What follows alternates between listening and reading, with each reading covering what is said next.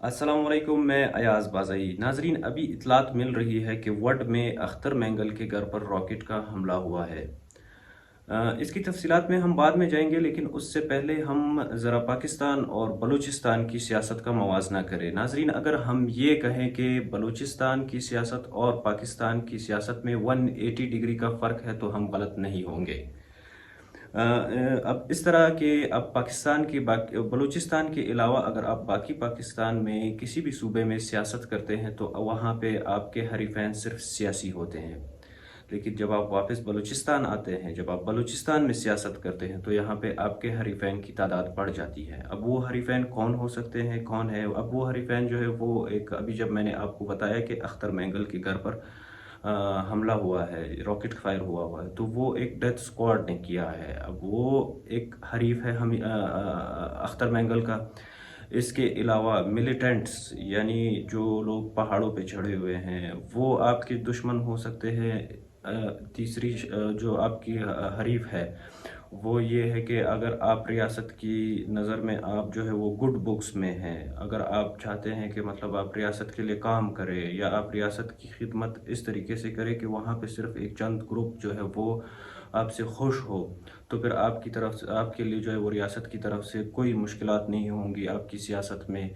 लेकिन अगर आप ये चाहते हैं कि आप अपने लोगों की खिदमत करें, आप अपने इलाके की खिदमत करें, आप अपने सियासी मंशूर पे अमल करें, तो आपके लिए फिर रियासत भी एक तरीके से जो है वो आपकी हरीफ बन जाती है।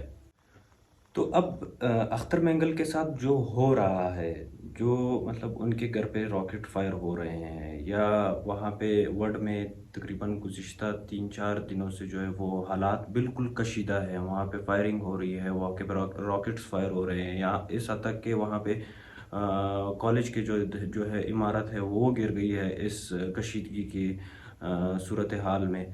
अब अख्तर मेंगल के साथ ऐसा क्यों हो रहा है? वो उसकी वजह ये है कि अख्तर मेंगल जो है वो डेथ स्क्वाड नहीं मान रहे। गुज़िश्ता 3-4 हफ्तों पहले बीएनपी मेंगल की तरफ से पूरे बलूचिस्तान में जो है वो पयाजाम हड़ताल किया गया था। इसके ख़िलाफ़ जो है वो इस डेथ स्क्वाड के ख़िलाफ़ जो है वो ट्विटर पे ट्रेंड चलाया गया था, सोशल मीडिया पे इसको हाईलाइट किया गया था ताकि रियासत इसके ख़िलाफ़ कुछ इक़दाम उठाए।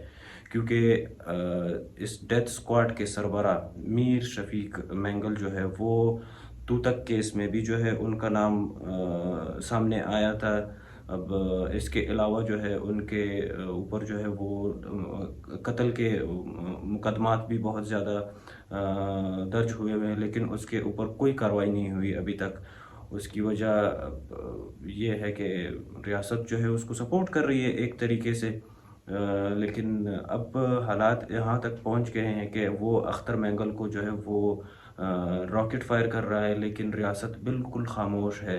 और जवाब सिर्फ इतना दिया जा रहा है कि ज़मीन का तनाज़ा है, ज़मीन का तनाज़ा। इसमें हमारी मतलब दानिश में जो चीज़ें हैं उसके मद्देनज़र रखते हुए हमें कोई ज़मीन का तनाज़ा नज़र नहीं आ रहा।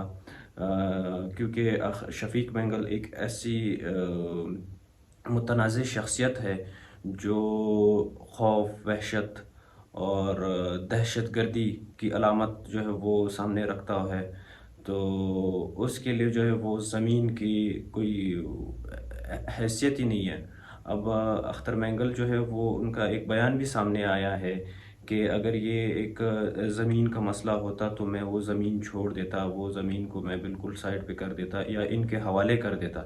लेकिन यहाँ पे अब धरती माँ का मसला है, यहाँ पे बलूचिस्तान का मसला है, यहाँ पे जो है वो ये डेथ स्क्वाड को लोगों के ऊपर मुसल्लत करने का मसला है, या अख्तर मेंगल की सियासत को जो है वो नुकसान पहुँचाने का मसला है, और वो भी रियासती सरपरस्ती में। अब मसला ये है कि रियासत को यहाँ पे अपना किरदार अदा करना चाहिए था, जैसे कुरम एजेंसी में हुआ था।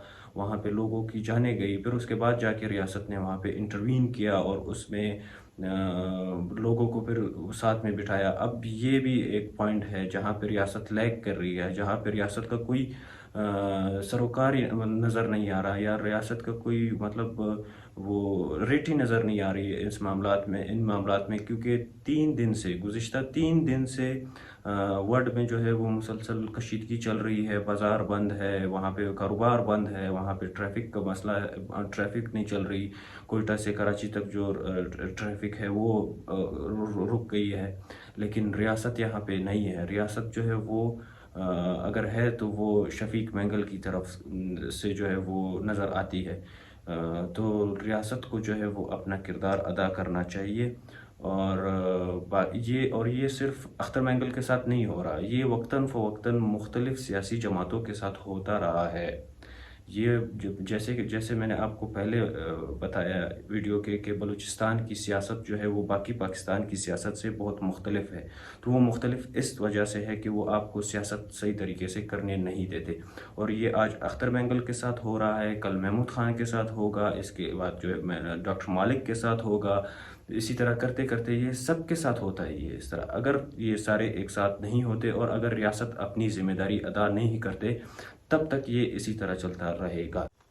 तो इस पूरे अमल में या वट के कशीदगी में हम रियासत को तो नहीं देखते, या ना हमें रियासत नज़र आती है वहाँ पे, ना वफाकी हुकूमत हमें नज़र आती है वहाँ पे जो इस मामले को संगीनी से देखे और इसको हल करने की कोशिश करे। लेकिन इसके बरअक्स हमें नवाब असलम रेसानी साहब को जो है वो सराहना चाहिए, और उनके भाई लश्करी रेसानी साहब को भी जो है वो सराहना चाहिए, क्योंकि उन्होंने बलूची रिवायात को या बलूचिस्तान के रिवायात को जो है वो मद्देनज़र रखते हुए इस कशीदगी को ख़त्म करने में अपना किरदार अदा करने की कोशिश की है।